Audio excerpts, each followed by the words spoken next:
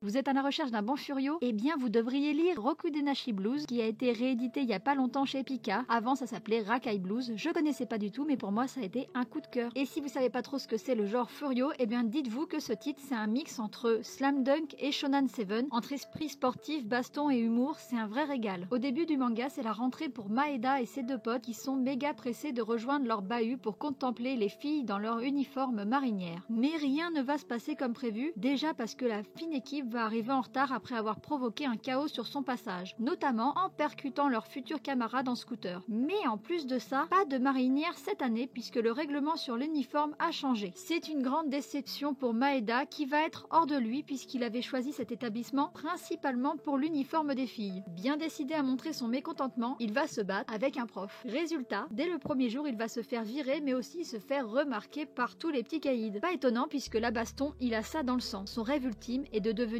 champion du monde de boxe. Mais c'est pas gagné quand on constate qu'il ne sait ni se contrôler ni se battre en respectant les règles. D'ailleurs, il ne les connaît même pas. Mais ça pourrait bien changer grâce à ses camarades, notamment Atanaka, un membre du club de boxe de l'école qui rêve de remporter les JO. On a de la boxe, des Yankees, de l'humour, une pincée de romance, vous mélangez tout ça et vous obtenez un titre qui m'a conquise dès le premier tome. J'ai retrouvé l'ambiance compétitive et l'humour que j'avais aimé dans un titre comme Slam Dunk, mais sous un jour totalement nouveau, et c'était vraiment très cool, je vous conseille d'y jeter un petit coup d'œil.